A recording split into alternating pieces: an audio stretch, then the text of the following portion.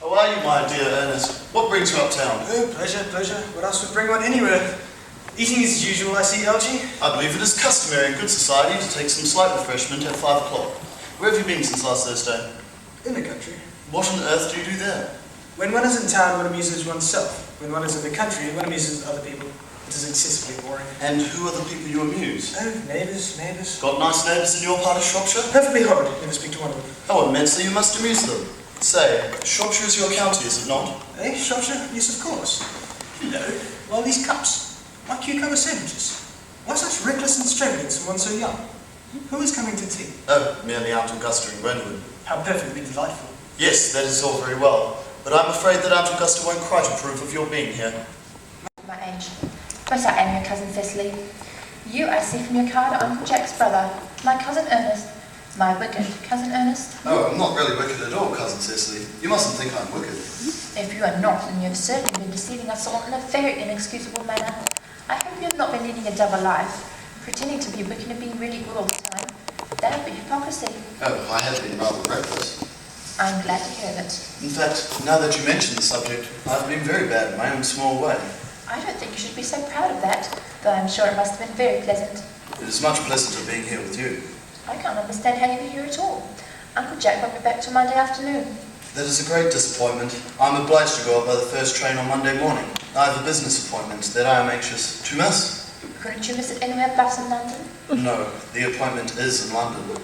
Well, I know of course how important it is not to keep a business engagement if one wants to retain any sense of the beauty of life. But still, I think you'd better wait till Uncle Jack arrives. I know he wants to speak to you about your immigrating.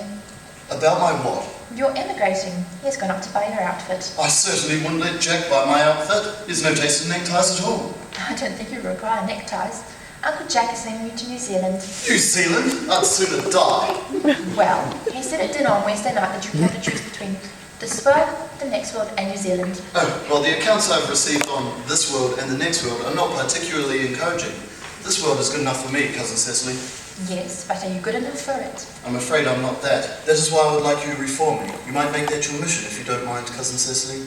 I'm afraid I've no time this afternoon. Well, would you mind my reforming myself this afternoon?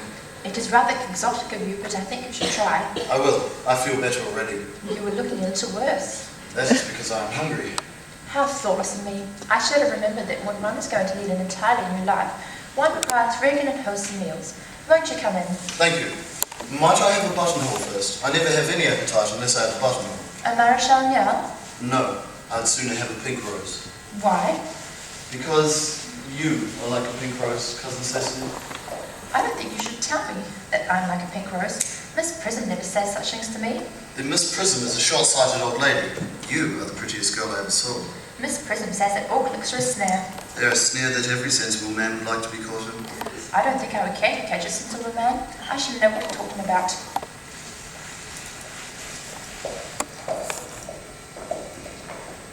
I don't like your clothes. You look perfectly ridiculous in them. Why on earth don't you go up and change? It's perfectly childish to be in deep mourning for a man who is actually staying with you for a whole week in your house as a guest. I call it grotesque. You're not staying in my house for a week as a guest, or as anything else. You've got to leave by the 4:05 train. I certainly won't leave you so long as you're in mourning. If I were in mourning, you would stay with me, I suppose. I should think it most unkind if you didn't. Well, will you go if I change my clothes? Yes, if you're not too long. I've never seen anybody take so long to dress and with such little result. At any rate, it's better than being always overdressed as you are. If I'm occasionally a little overdressed, I always make up for it by being always immensely overeducated. Your vanity is ridiculous. Your conduct an outrage, and your presence in my garden is utterly absurd. However, you have got to leave by the 4:05, and I hope you have a pleasant journey back to London, Ernest. This bunburying, as you call it, has not been very successful for you. I think it has been a great success. I'm in love with Cecily, and that is everything. But I must see her before I go, and make arrangements for another Bunbury.